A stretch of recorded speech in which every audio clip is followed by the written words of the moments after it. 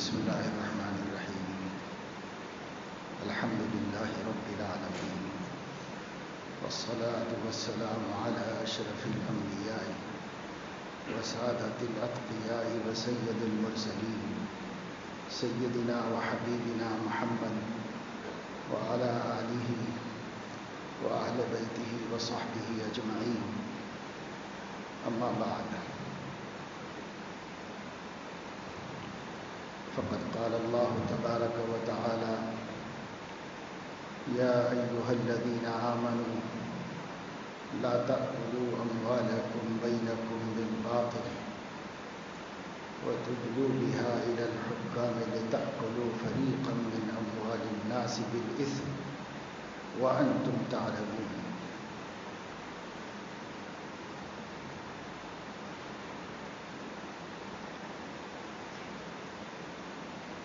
صدق اللہ العظیم.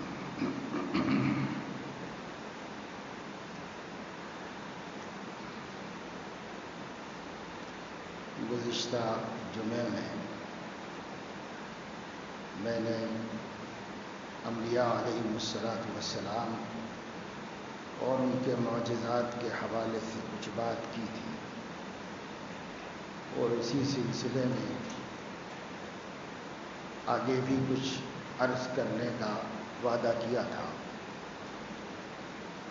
لیکن یہ ہفتہ اس طرح گزرا کہ اس ہفتے کے دوران ملک کی ایک ریاست میں جہیز ہراسانی کی وجہ سے ایک دوشیزہ کی موت نے اور اس کی خودکشی نے پورے ملک کو ہلا کے رکھ دیا، اور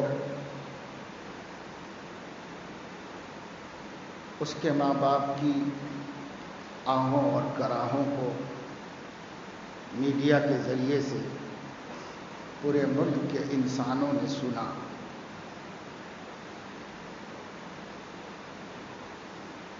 جس پر کوئی اثر نہیں ہونا ہے، کوئی اثر نہیں ہوا، اور جن کے قلوب پر اثر ہوا اور لوگوں کی آہیں نکلی، ان کی چیخیں سنائی دیں. ملک میں نے کل بھی دیکھا اور آج بھی دیکھا اخبارات میں کہ سارے ہی ملک کے علماء اور ائمہ نے آج کے اس جمعے کو جہیز اور اس کے ذریعے سے انسانیت کو ہراساں کیے جانے کی بدترین عادت کی مذمت کرنے کے لیے مخصوص کیا، اور جنوب سے لے کے شمال تک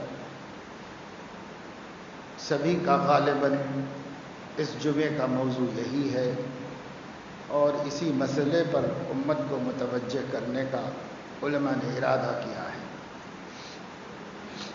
میں نے بھی اپنا چلتا ہوا موضوع چھوڑ کر کے مناسب سمجھا کہ اسی موضوع پر گفتگو کریں، اور کسی کے غم میں ہم اس حد تک ہی شریک ہو جائیں کہ اس عمل کی مذمت کو ہم نے بیان کیا اور لوگوں کے سامنے اس کو برا قرار دیا.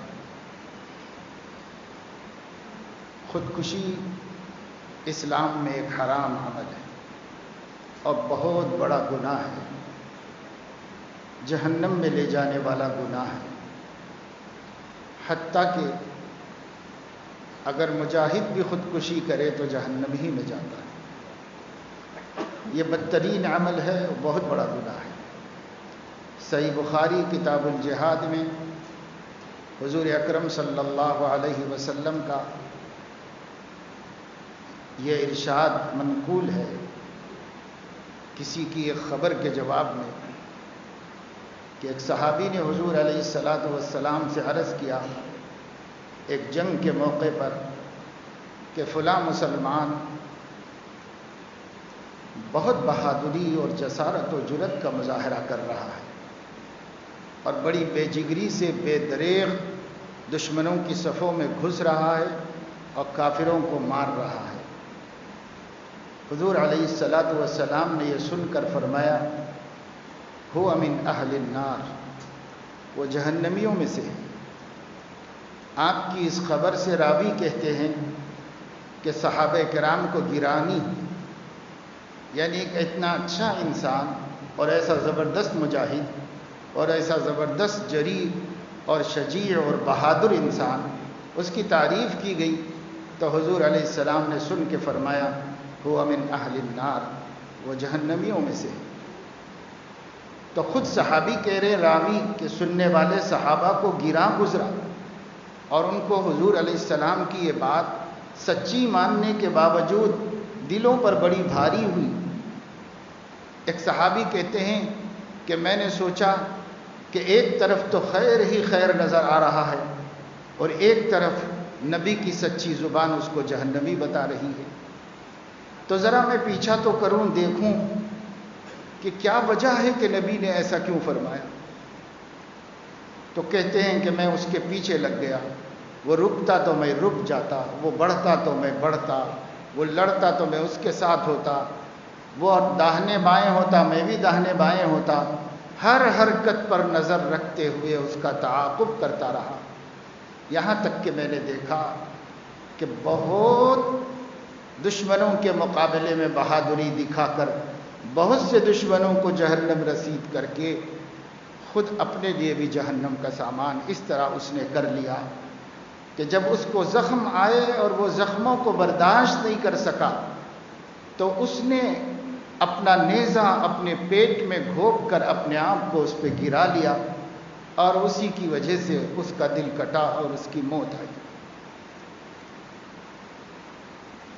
جب انہوں نے دیکھ لیا کہ اس شخص نے خودکشی کی ہے، یہ شہید نہیں ہوا ہے، تو یقین آ گیا کہ نبی کی خبر بالکل صحیح تھی، اور انہوں نے آ کر حضور علیہ الصلاۃ والسلام سے عرض کیا یا رسول اللہ ایسا ایسا ہوا ہے، میں مسلسل نگرانی کرتا رہا، اس کا انجام یہ ہوا ہے۔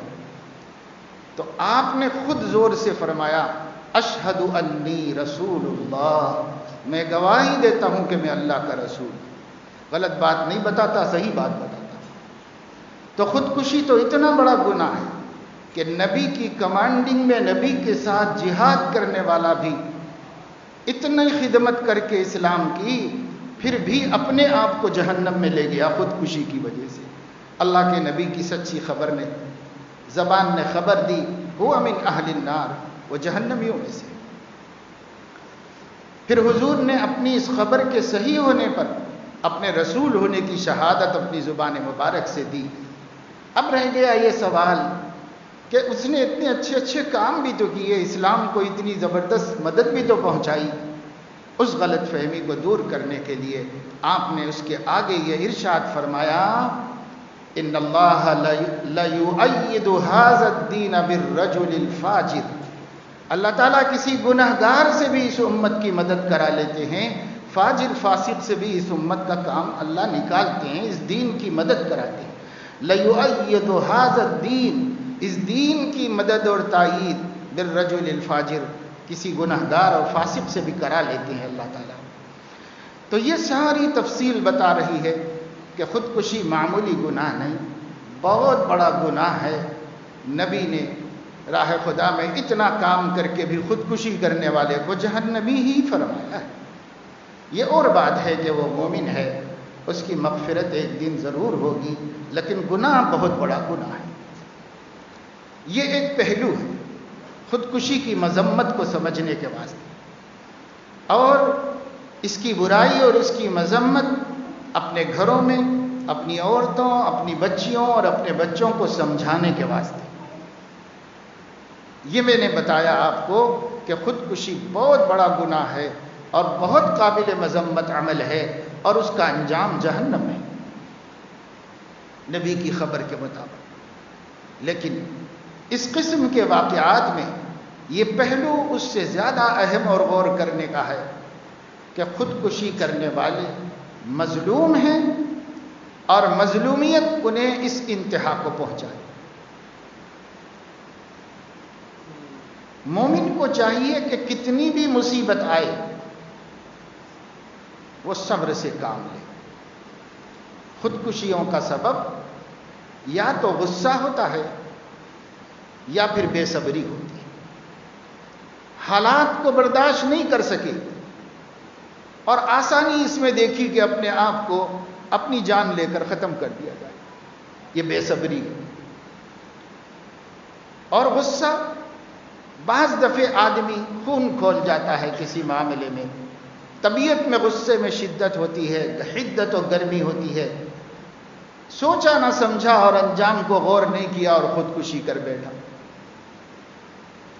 تو یا تو غصہ اس کا سبب بنتا ہے یا بے صبری اس کا سبب بنتا ہے. اور اسلام میں بے صبری بھی بدترین گناہ ہے اور غصہ بھی بدترین گناہ ہے. بے صبری کر کے کیا کریں گے؟ صبر ہی واحد راستہ ہے. بے صبری کوئی ہمیں نفع نہیں پہنچا سکتا. اس لیے اسلام صبر کی تعلیم دیتا ہے, صبر سکھاتا ہے.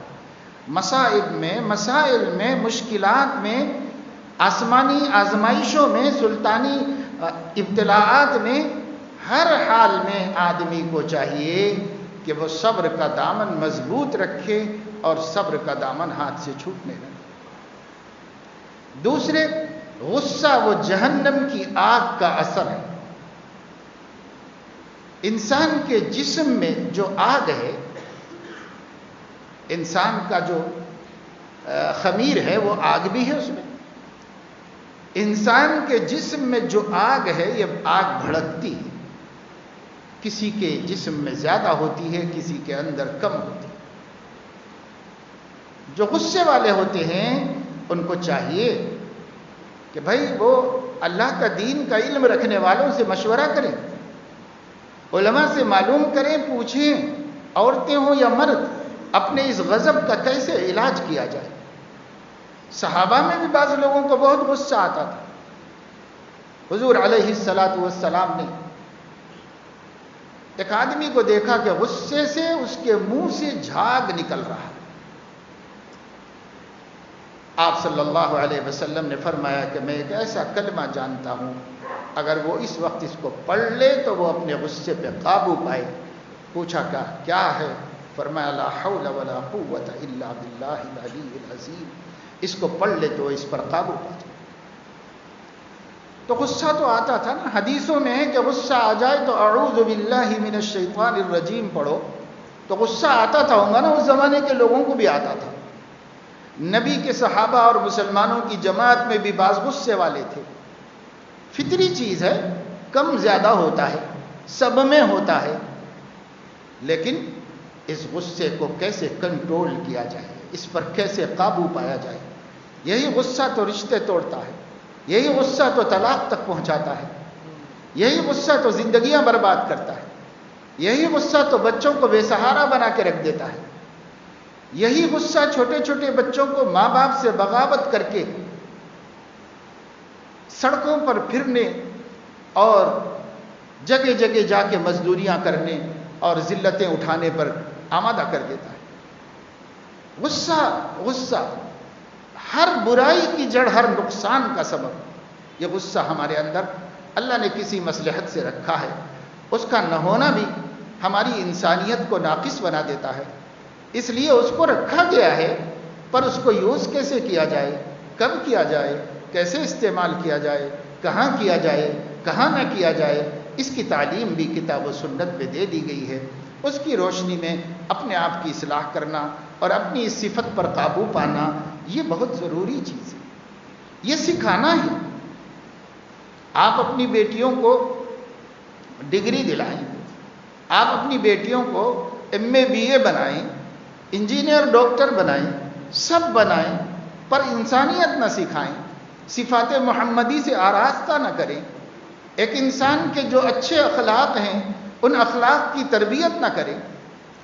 اور یہ غصہ بھی اس کے اندر بے قابو ہو, حسد ہو, حقد ہو, غل اور کینہ اور کپٹ ہو, جس پر قابو پانا اس کو نہیں آتا ہو, تو پھر وہ سماج میں اس قسم کے حادثات پیش آئیں گے اور پیش آتے رہیں گے. مسئلے کا ایک حل نہیں. اس کے باپ کو میں سن رہا تھا کہ اس نے کہا کہ اب میری بچی تو واپس نہیں آئے گی, اسے چھوڑو, گئی اور گئی. میں رو لوں گا جتنا رونا ہے اور برداشت کر لوں گا، کھو دیا میں نے اپنی دولت کو اور اپنی بیٹی کو، لیکن قوم کی بیٹیوں کو بچاؤ۔ یہ اس کا پیغام تھا میڈیا سے، لوگوں سے۔ مگر سوال یہ ہے کہ قوم کی بیٹیاں کیسے بچائی جائیں گی؟ کیا ایک ظالم کو موت کی سزا دے دی جائے تو دوسری بیٹیاں بچ جائیں گی؟ کیسے بچایا جائے گا؟ قانون بنایا حکومت نے، کیا قانون سے ملت کی بیٹیوں کو فائدہ پہنچا؟ اور ایسے 20 قانون بنا لیے جائیں، 100 بنا لیے جائیں، ان قانونوں سے کیا ہوگا؟ غصہ قانون سے نہیں ڈراتا ہے، غصہ یہ کہتا ہے کہ جو ہوتا ہے ہونے دو۔ لوگ لڑائی جھگڑے میں کہتے ہیں جیل میں بیٹھ جاؤں گا، پھانسی پہ چڑھ جاؤں گا، مگر بدلہ لے کے رہوں گا اور ایسا کر کے رہوں گا۔ اور یہی لڑکیاں کہہ رہی ہیں کہ ہم طلاق لے لیں گے، ہم جیل میں چلے جائیں گے، ہم کچھ کر لیں گے، ہم خودکشی کر لیں گے، ہم کنویں میں چھلانگ لگا لیں گے، ہم یہ کر لیں گے، مگر یہ کام کر کے رہنا ہے۔ یہ غصہ ہے۔ غصہ چھوٹے چھوٹے بچوں میں آ گیا ہے، اور یہی غصہ ہمارے سماج کو ذلیل کر رہا ہے، رسوا کر رہا ہے۔ غصے سے قتل کے واقعات ہو رہے ہیں، غصے سے خودکشی کے واقعات ہو رہے ہیں۔ تو میرے عزیزوں، 2 چیزیں ہیں، بے صبری سبب بنے گی خودکشی کا، یا غصہ سبب بنے گا خودکشی، اور دونوں مذموم صفتیں ہیں۔ پورا قرآن حدیث بھرا پڑا ہے غصے کی مذمت میں اور بے صبری کی مذمت میں۔ ہم نے صبر نہیں سکھایا، ہم نے حلم نہیں سکھایا۔ بے صبری کے مقابلے میں صبر ہے، غصے کے مقابلے میں ضبط ہے، برداشت کی طاقت ہے۔ ہر انسان سیکھ لے تو اسے برداشت کرنا آتا ہے۔ ہمارے آقا کو لوگوں نے کتنا پریشان کیا، بظاہر جس کو ذلت کہتے ہیں، ذلیل کر کے بھی دیکھا لوگوں کے سامنے۔ ذلیل کا مطلب ایک بڑے بڑے مرتبے والے آدمی کو ادنا توہین بھی کر دو تو اس کے لیے تو بہت بڑی ذلت ہے۔ حضور علیہ السلام کو لوگوں کے سامنے ایک معمولی انسان نے، بلکہ بے ایمان نے تک آپ کو ذلیل کر کے دیکھا، آپ کے جذبات کو چھیڑ کے دیکھا، ہر وہ کام کر کے دیکھا جس سے غصہ آتا ہے آدمی کو اور وہ بے قابو ہو جاتا ہے، لیکن کبھی نبی کو بے قابو ہوتا ہوا کسی نے نہیں دیکھا، کسی نے بے قابو ہوتا ہوا نہیں دیکھا۔ انہی تجربوں کے بعد یہودی ایمان لائے، کیونکہ تورات میں آپ کی صفت یہ لکھی تھی، ان کو جتنا چھیڑو اتنا زیادہ برداشت کرنا سامنے آئے گا، جتنا چھیڑ کے دیکھو اتنا صبر سامنے آئے گا۔ یہ تورات میں آپ کی صفت تھی۔ یہودیوں نے آپ سے غلط معاملے کر کے اس صفت کو پرکھا، اور جب سچا پایا تو ایمان بھی لے آئے اور غلامی بھی قبول کر لی۔ ہم ان کی امت ہیں، ہماری بے صبری کا کیا حال ہے؟ ہماری بے صبری کس کس انجام کو پہنچا ہے؟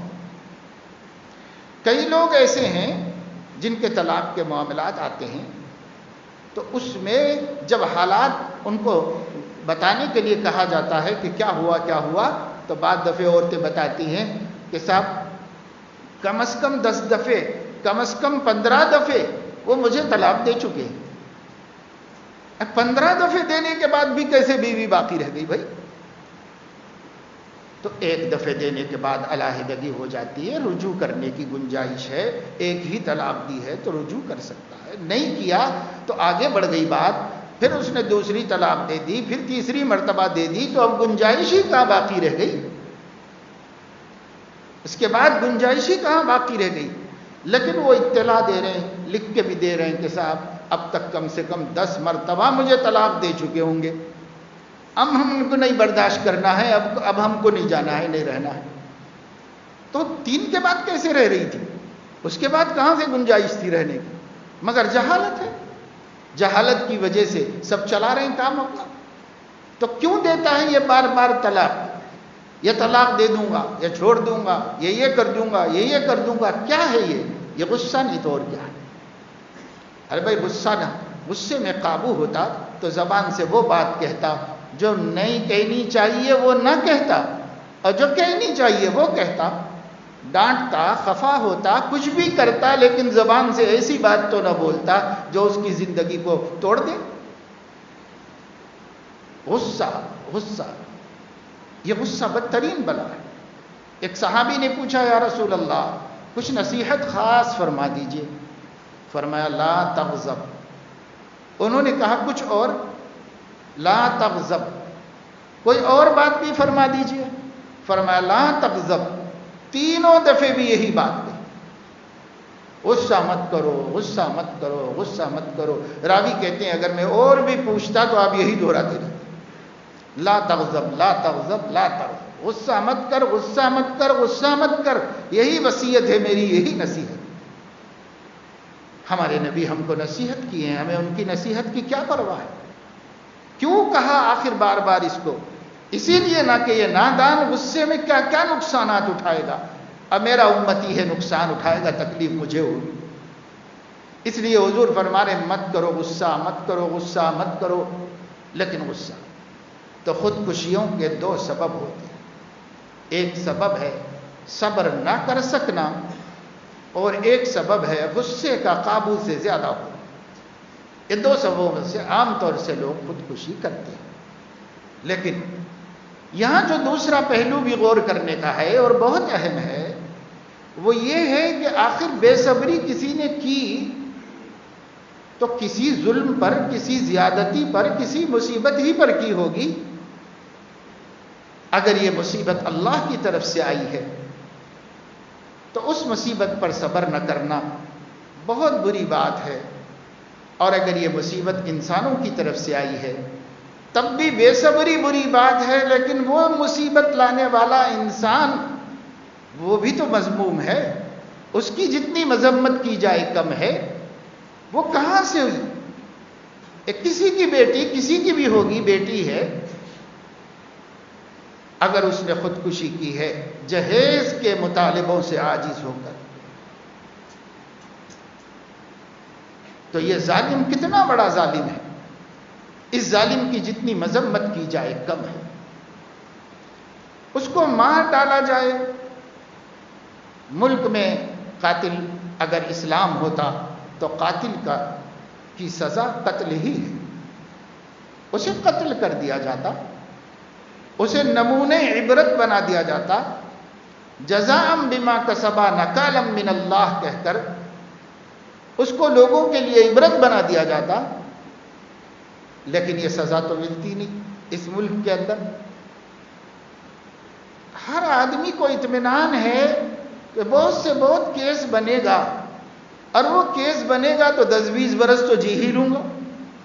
اس لیے کہ ہمارے ملک میں فیصلے ہوتے نہیں ہیں، وقت پر کسی کو سزا ملتی نہیں ہے. بات آئی گئی اور پرانی ہو گئی، لوگوں کے غم غلط ہو گئے، حادثات بھلا دیے گئے. تب کہیں 20 سال پہلے کی، 30 سال پہلے کی خبر آتی ہے کہ فلاں کو فلاں جرم میں پھانسی کی سزا دی جا رہی. کوئی رہا ہی نہیں جس کو خوش کرنا ہے، کوئی رہا ہی نہیں جس مظلوم کے دل کے دکھ کو دور کرنا ہے، وہ رہا ہی نہیں دنیا میں. اب اس کے بعد سزا دی جا رہی تو کیا اس کو قبر میں اس کی اطلاع مل کے خوشی ہونے والی؟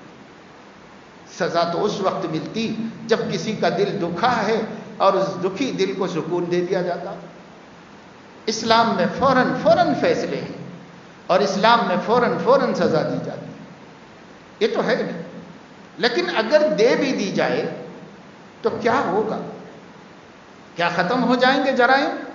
کیا حادثات ختم ہو جائیں گے؟ کیا یہ بھیکاریوں کا بھیک مانگنا بند ہو جائے گا؟ گھر گھر بھیکاری موجود ہے، گھر گھر مانگ کے کھانے والا موجود ہے.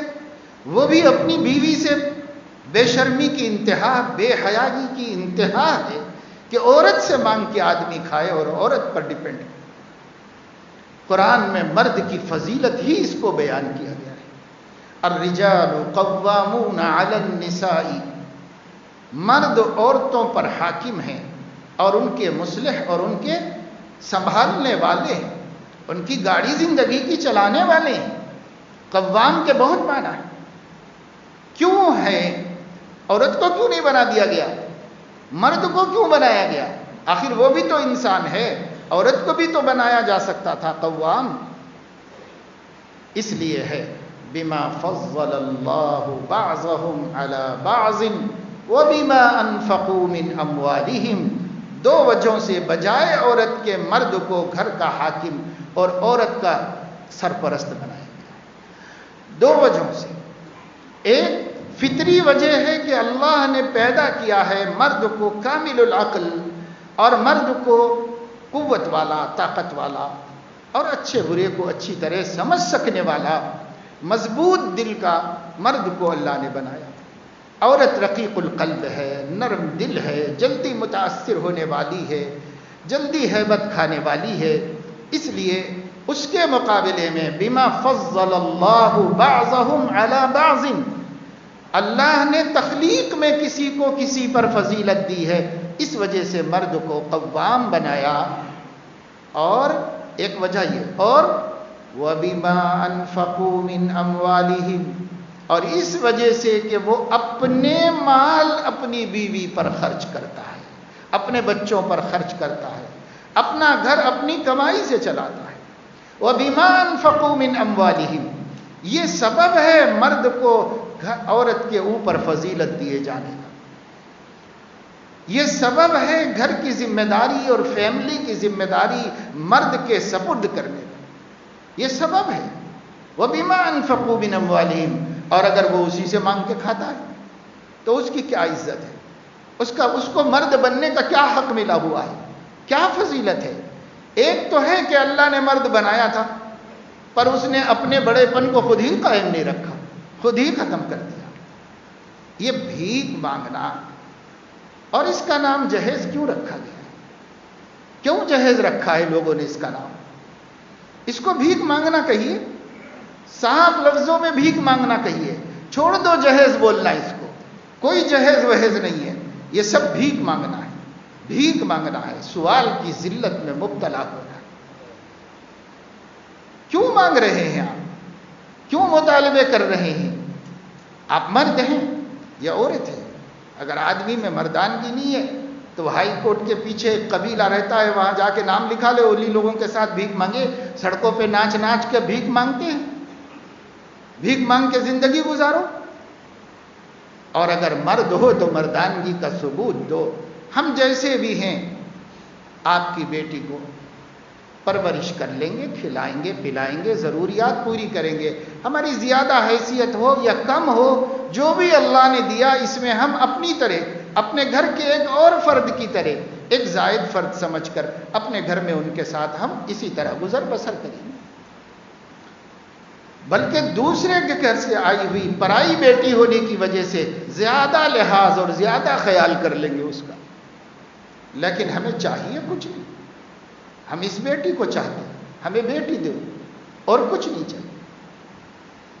یہ حوصلہ پیدا کرے ہمارے جوان، یہ حوصلہ پیدا کرے ان جوانوں کی مائیں، یہ عورتیں گنجے اژدہوں کی طریقے سے لڑکیوں کے گھروں میں جا کے اپنے مطالبات پیش کر کے آتی ہیں، اژدہے ہیں، سماج کو ڈسنے والیاں ہیں۔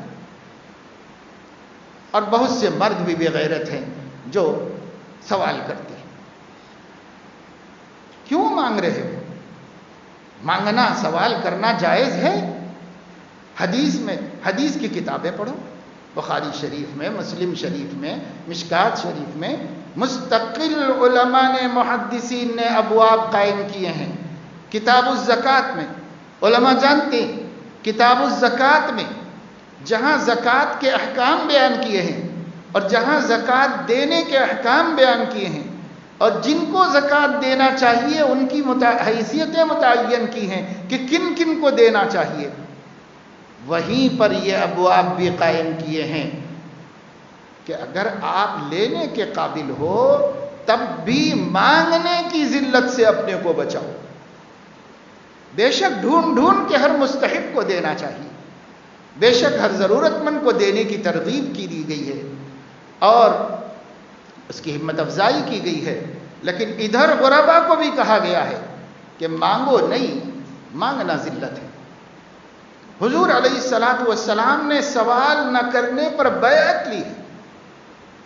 حکیم ابن حزام رضی اللہ تعالی عنہ فرماتے ہیں کہ میں ایک دفعہ حضور علیہ السلام کی خدمت میں گیا، بخاری شریف میں تفصیل سے واقعہ ہے، میں نے آپ سے کچھ مدد مانگی تو آپ نے میری مدد کر دی، ایک دفعہ اور گیا تو آپ نے میری مدد کر دی، پھر ایک دفعہ میں گیا کہ کچھ مدد کر دیجئے تو آپ صلی اللہ علیہ وسلم نے فرمایا کہ بیٹھو حکیم یہاں اور سنو، آدمی کا ایک رسی لے کر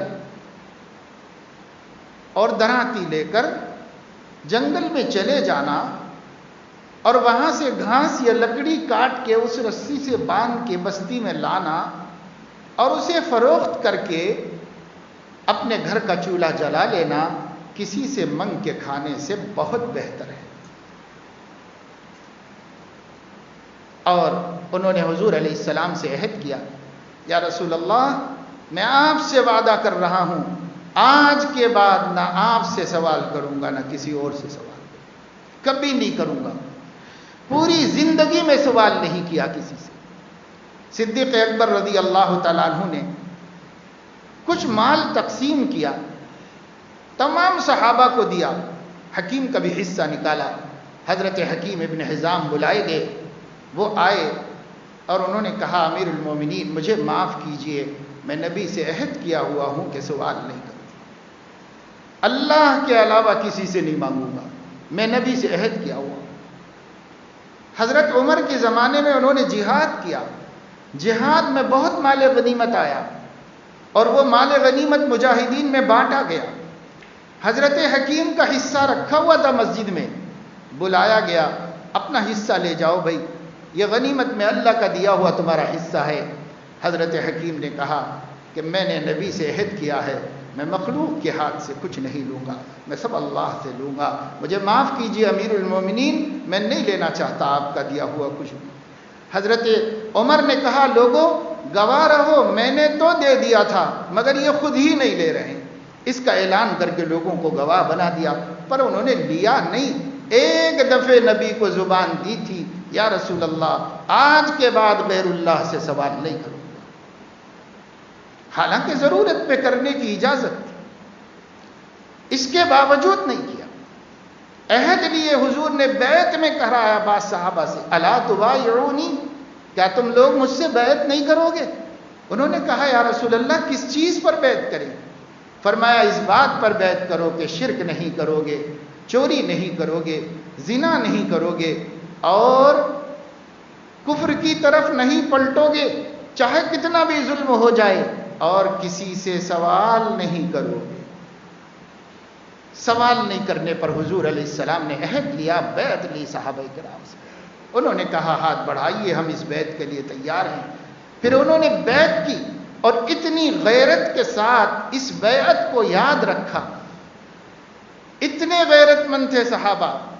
اس بیعت میں شریک ایک صحابی اونٹ پہ سوار کہیں جا رہے تھے، ہاتھ سے نکیل یعنی وہ رسی جس سے اونٹ کو کنٹرول کیا جاتا ہے وہ ہاتھ سے چھوٹ کے نیچے گر گئی۔ اونٹ کو بٹھانا پھر کھڑا کرنا بڑا لمبا کام ہے اور بہت مشکل کام ہے، اور رستہ چلنے والے آدمی سے کہہ دیتے کہ بھائی ذرا اٹھا کے دے دینا، تو کوئی اٹھا کے دے دیتا ان کو، انہیں اونٹ بٹھانا نہیں پڑتا پھر کھڑا کرنا نہیں پڑتا، لیکن کوئی آدمی دینے کے لیے آگے بڑھ رہا ہے اسے بھی روک دیا اور اپنے اونٹ کو بٹھا لیا اور بٹھا کر کے خود ہی اٹھایا اور پھر چڑھے اور پھر کھڑا کر لیا۔ اتنی زحمت گوارا کی لیکن کہا ہم نے نبی سے بیعت کی ہے کہ سوال نہیں کریں گے، یہ بھی ایک صورت ہے سوال کرنے کی، اس لیے میں کسی سے نہیں مانگتا۔ موت تک کبھی سوال نہیں کیا، سوال تو کیا، سوال جیسے کام سے بھی بچے رہے۔ یہاں ہیلے حوالے کر کے ہم کہہ رہے ہمیں نہیں ہمیں کچھ بھی نہیں چاہیے، ہم کو کچھ بھی نہیں چاہیے، پھر کوئی خالہ کو بھیج کے مانگ رہے ہیں، کئی چچی کو پھوپھی کو بھیج کے مانگ رہے ہیں، کبھی بہن دوبارہ جا رہی ہے ملنے کے لیے، وہ جا کر کے ان کو ڈرا دھمکا کے آ رہی ہے ہمارے بچے بھائی کے لیے یہ کرو وہ کرو وہ کرو۔ یہ بھیک مانگنا ہے بھائی، سڑک پہ بھیک مانگنے والا ذلیل نظر آ رہا ہے، اور آپ سوٹ بوٹ میں جا کر کے دیوان خانے میں بیٹھ کے ان کی بریانی لوٹ کر کے ان کا کھانا کھا کر کے ان کا خرچہ کرا کے اپنی لسٹ پیش کر کے آ رہے، اور کس قدر بے حیا اور بے شرم ہو گئے لوگ۔ بازاروں میں مطالبات کی لسٹیں چھپی ہوئی، اب کسی نے مجھے کہا تو مجھے تعجب ہوا. میں نے ایک طالب علم سے کہا کہ دیکھو چار مینار پہ جاؤ بازار میں, اگر کوئی لسٹ ملتی ہے تو لے کے آؤ جہیز کی مطالبات. تو وہ لے کے آیا, خوبصورت فولڈر ایک چھپا ہوا کور میں رکھا ہوا, نہایت خوبصورت, جیسے آپ گفٹ کور ہو, آپ کوئی ہدیہ دے رہے ہو کسی, ایسے کور میں لسٹ رکھی ہوئی اور چھپا ہوا ہے سب لائن سے کیا کیا چاہیے. نمبر 1 قرآن کریم با ترجمہ, اور نمبر 2 مصلی جانماز مخملی قالی, اور نمبر 3 سے پھر وہ ساری چیزیں جو اس کے گھر کی ضرورت کی, ایک ایک چیز ضرورت کی اس میں لکھی ہوئی, ایک ایک چیز ضرورت کی لکھی. اب بس اتنا کرنا ہے کہ کسی کو زیادہ سلیقہ نہ ہو تو خود پڑھ لے, جس کو ٹک لگانا ہے وہ ٹک لگا کے کور میں رکھ کے کسی کے ساتھ بھیج دے ان کے گھر. پہلے دعوت اڑا کے آئے, بچی کو اپنی بنا کے آئے, اب پھر اس کے بعد لسٹ بھیج دے اس کے گھر کہ بھائی اتنی بچی نہیں چاہیے, اس کے ساتھ یہ پورا سامان چاہیے, یہ پورا سامان. اب لوگ پڑھے لکھے ہیں, کہا جا رہا ہے کہ جو ہے ڈارک پیریڈ چلا گیا ہے, اب یہ بہت لائٹ پیریڈ ہے, روشن منور زمانہ ہے. اس منور زمانے میں لوگ تعلیم یافتہ ہیں, دانشور ہیں, پڑھے لکھے ہیں, ڈگری ہولڈر ہیں, عزت والے ہیں, حیثیت والے ہیں. تو جہیز نہیں ختم ہوا, ابھی تک نہیں ختم ہوا, سب آ گیا, لیکن جہیز کا مطالبہ باقی, مطالبہ باقی. کبھی صحابہ میں تصور نہیں تھا کہ لڑکی کی طرف سے کچھ ملے گا, صحابہ میں کبھی تصور نہیں تھا. صحابہ یہ سمجھتے تھے کہ نکاح کرنا ہے یا رسول اللہ کیا کریں. آپ پوچھتے تھے کچھ ہے تمہارے پاس, کہ کچھ بھی نہیں ہے, کیسے کروں, کچھ بھی نہیں, گھر میں بھی کچھ نہیں. کہ ایک چمڑے کا بچھونا ہے, وہ بچھونا ہم لوگ بچھا لیتے ہیں رات کو, اسی پہ سو جاتے ہیں.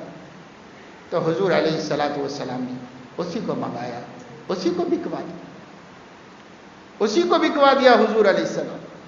حضرت علی کرم اللہ وجہہ, ان کو بھی حضور علیہ السلام نے ایک زرہ دی تھی, اور حضرت علی کرم اللہ وجہہ نے وہ زرہ فروخت کی, اور اس کے جو پیسے آئے اس پیسے سے اپنی شادی کا انتظام کیا, اپنے ولیمے کا, اپنے مہر کا انتظام کیا.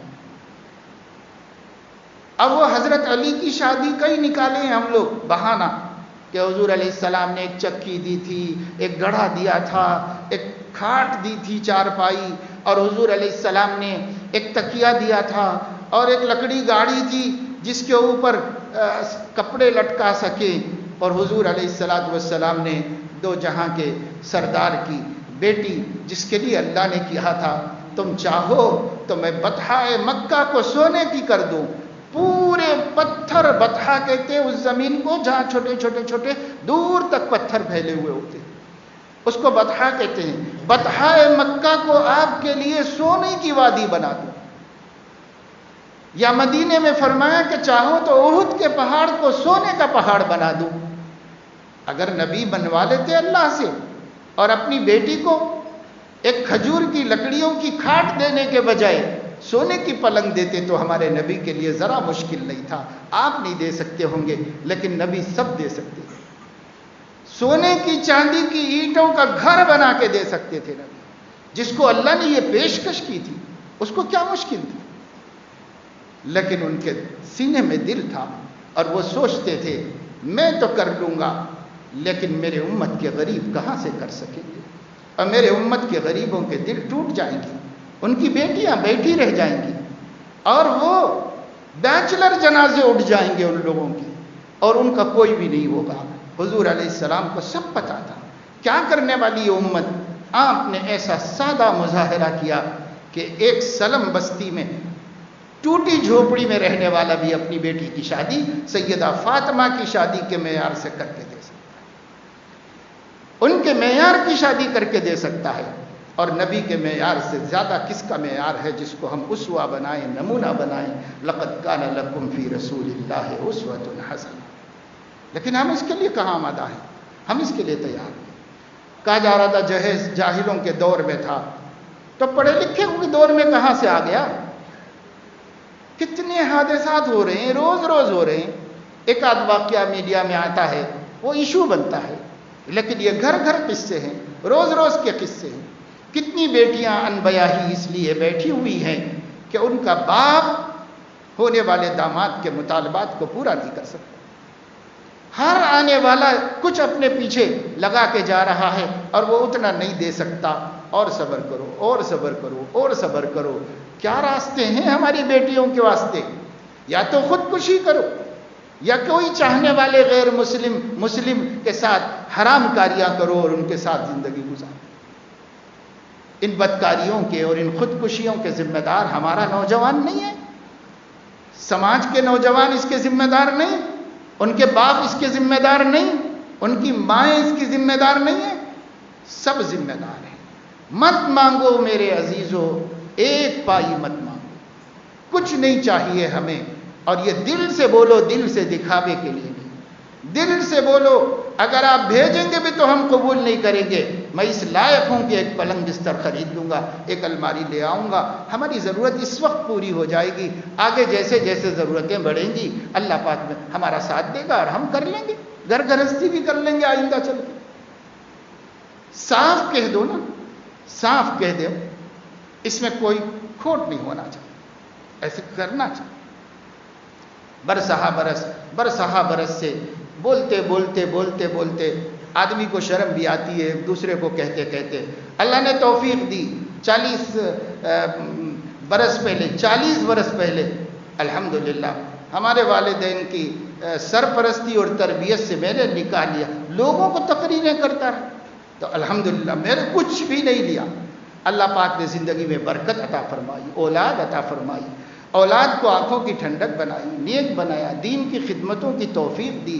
عمر گزر رہی ہے اللہ کے بندوں کو ہدایت کا سبب بنتے ہوئے. یہ سب کسی غریب باپ کے اوپر بوجھ نہ ڈالنے کی برکت ہے. کسی غریب باپ.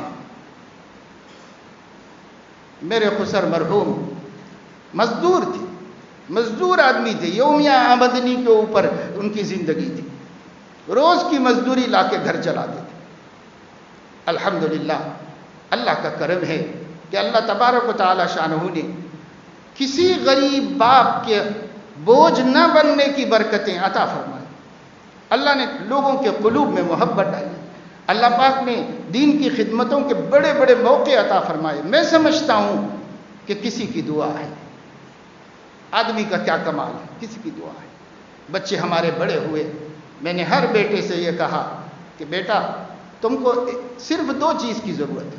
تمہارے کمرے میں بستر چاہیے، پلنگ چاہیے، اور ایک الماری چاہیے تمہارے اپنے کپڑے سامان وغیرہ رکھنے کے لیے. اس سے زیادہ ابھی تو نہیں چاہیے نا کچھ بھی. ابھی اتنے پہ اکتفا کرو، خود کر لو انتظام. اور کسی کے گھر سے ہم کوئی چیز نہیں لائیں، کوئی چیز کسی کے گھر سے نہیں لائیں. اور ہم نے ایسی لڑکی کو دیکھا، ایسی غریب. میں نے اس سے یہ کہا تم پیسہ خرچ کرو گے تو دیکھو تم اپنا مال خراب کرو گے، اپنا پیسہ خراب کرو گے. تمہارے گھر کی دہلیز سے تمہاری بیٹی کے علاوہ اور کوئی چیز نہیں جائے گی یہاں سے. اگر تم پیسہ خراب کر لو گے تم ذمہ دار ہو، میں ذمہ دار نہیں. اور ایسے ہی الحمدللہ کر کے لانے کی توفیق اللہ پاک نے دی. خوشحال ہیں، اللہ پاک خوشی کی زندگی دے رہا ہے. کوئی بہت دولت مند تو نہیں ہے لیکن خوشی، سکون، چین زندگی میں اللہ پاک عطا فرمائے. ہر ایک سے میں نے یہی کہا اور ہر ایک سے ہی عمل کرایا. اور کچھ دوسروں کے بچے جو ہمارے زیر پرورش رہے، ہماری سرپرستی میں رہے، ان سب کے بھی نکاح ایسے کرا کے لائے اور سب کو خوش دیکھ رہا ہوں. سب خوش ہیں اپنی جگہ پر ماشاءاللہ. اللہ پاک نے ان کو زندگیوں میں اولاد دی ہے، خوشیاں دی ہیں، راحتیں دی ہیں. کرو، ہمت کرو، اللہ رب العزت دے رہے. میں مثال اپنی تو نہیں دینا چاہیے مگر اس لیے دے رہا ہوں کہ آپ 40 برس سے اس مسجد میں میری تقریریں سن رہے ہو تو میں بول رہا ہوں اللہ نے توفیق دی کرنے کی بھی اور اس پر عمل بھی کیا اور اس کے برکتیں بھی دیکھ رہا ہوں اور اس کی اللہ تعالیٰ کی مددیں بھی دیکھ رہا ہوں. آپ بھی کرو، ہمت کر کے دیکھو اللہ کیسی مدد فرماتا ہے. یہ جھوٹی باتیں نہیں، سچی بات نہیں چاہیے، نہیں چاہیے. بس صاف ستھری بات ہے. ہم مہر بھی دیں گے، ہم ولیمہ بھی کریں گے، ہم سب کریں گے. ہم آپ کا بوجھ نہیں بنیں گے، ہم آپ کے اوپر کوئی بوجھ نہیں ڈالیں گے. یہ نہیں. اور اگر کوئی بہت محتاج ہو، غریب آدمی ہو، اس کی کوئی ذرائع خود بھی نہ ہو اور اس نے مانگا بھی نہیں ہے اور کوئی بوجھ بھی نہیں ڈالا، صفائی سے منع بھی کر دیا ہے، پھر بھی اگر کوئی اس کو ملتا ہے تو اس کا مال تو نہیں ہے وہ، اس مال پر اپنی نیت خراب مت کرو۔ وہ مال سب اس نے اپنی بیٹی کے لیے دیا ہے، اس لیے اس کا مال سمجھو، اسے امانت سمجھو، اس پر نیت خراب مت کرو، اسے ضائع مت کرو، برباد مت کرو، اپنا اپنا کرو۔ سیدہ خدیجہ رضی اللہ تعالیٰ عنہ، حضور علیہ السلام کے گھر میں کیا کچھ نہیں تھا حضرت خدیجہ کے گھر میں، وہ پورے مکے کی سب سے دولت مند خاتون تھی۔ اس دور میں ہم تصور نہیں کر سکتے حضرت خدیجہ کتنی مالدار خاتون تھی، لیکن حضور علیہ السلام نے حضرت خدیجہ کے مال سے خود فائدہ نہیں اٹھایا، اپنی کمائی سے حضرت خدیجہ اور ان کے بچوں کو پالا حضور نے اپنی کمائی سے، ان پر کوئی بوجھ حضور علیہ السلام نے نہیں ڈالا، ان کا جو کچھ تھا وہ خیر خیرات کروا دیا، ان سے ملے غلاموں کو آزاد کر دیا، ان سے ملی باندیوں کو آزاد کر دیا، ان سے ملے مال کو یتیموں، بیواؤں، غریبوں، مقروضوں کے قرضے ادا کرنے میں خرچ کر دیا۔ بیوی کے مال پہ ہمارے نبی نے نہیں، اپنی روٹی سے کی، حضور علیہ السلام نے خود محنت کی، یہ ہمارے لیے اسوہ حسنہ ہے۔ آج ایسے کیوں واقعات ہو رہے ہیں؟ سوچنے کی ضرورت ہے، غور کرنے کی ضرورت ہے۔ ہماری ریاست کے بہت بڑے عالم دین حضرت مولانا حمید الدین عاقل حسامی رحمہ اللہ اس قسم کے مواقع کے اوپر ایک واقعہ حیدرآباد کا ہی سناتے تھے اور آنکھوں سے آنسو نکل جاتے تھے، خود روتے تھے، مجمع کو رلا دیتے تھے، اتنا دردناک واقعہ سناتے تھے۔ حضرت فرماتے تھے کہ یہاں ایک شاعر تھے غالباً امیر مینائی، کوئی غریب آدمی تھے، انہوں نے ان کی بیٹی کی شادی کا مسئلہ تھا، کوئی بھی آتا لسٹ لے آتا، کوئی بھی آتا مطالبہ، بیچارہ کچھ نہیں کر سکتا، سوچ سوچ کر کے ایک رہنے کا گھر تھا اپنا ذاتی، اس گھر کو فروخت کر دیا اور اس گھر کو فروخت کر کے مانگنے والے کی سارے مطالبات کو تکمیل کر کے اپنی بیٹی کی شادی کر دی، اور گھر میں یہ کہا ہم کہیں بھی جی لیں گے، کیسے بھی زندگی گزار لیں گے، لیکن اگر ہم ان مانگنے والوں کو اگر ان کا دل ٹھنڈا نہیں کریں گے تو ہماری بچی مظلوم ہو جائے گی۔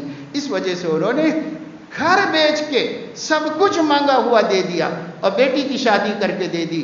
اکیلی ایک بیٹی تھی، جب یہ بیٹی اس گھر میں گئی وہاں اس کو اتنے تانے ملے، تمہارے باپ نے کیا دیا، تمہارے باپ نے یہ نہیں دیا، تمہارے باپ نے وہ نہیں دیا، اور اس کے ساتھ ساتھ خود اس بچی کو یہ احساس ہوا اور اس نے اپنے شوہر سے پہلی رات میں کہا میرا ابا بے گھر ہو کر کے، میرا ابا اپنے آپ کو فٹ پاتھ پہ لا کر کے آپ کے گھر کو سجایا ہے، یہ گھر آپ لوگ رکھ لیں، میں اس دنیا میں زندہ نہیں رہ سکتی۔ اسی رات میں خودکشی کر لی۔ صبح باپ کو پتا چلا کہ ان کی بیٹی مر گئی ہے تو وہ آئے، گھر میں آئے، پورے گھر کو اپنے دیے ہوئے صوفوں سے، اپنے دیے ہوئے جہیز سے، اپنے دیے ہوئے سامان سے سجا ہوا گھر پورا، اور اس میں ایک ایک چیز اپنی دی ہوئی تھی، اور اسی پلنگ پر، اسی بستر پر اس کی جوان بیٹی یہ کہہ رہی تھی کہ میں باپ کے غم کو برداشت نہیں کر سکتی، میں باپ کی ذلت کو برداشت نہیں کر سکتی، اور اس کی لاش پڑی ہوئی تھی۔ بے ساختہ اس کی زبان سے نکلا، اب آیا خیال جانے من اس نامرادی میں، اب آیا خیال جانے من اس نامرادی میں، ایک کفن دینا بھول گئے تھے بیٹی کی سامان شادی میں۔ یہ ہو گیا ہے آج ہمارا حال۔ اللہ ہماری حفاظت فرمائے، اللہ ہمیں توفیق دے، اللہ ہمیں احساس دے، اللہ ہمارے سینوں میں پتھروں کے بجائے دل پیدا کر دے جو دوسرے کی تکلیف کا احساس کر سکے اور جو دوسرے کے دکھ کو محسوس کر سکے۔ آمین وآخر دعوانا الحمدللہ۔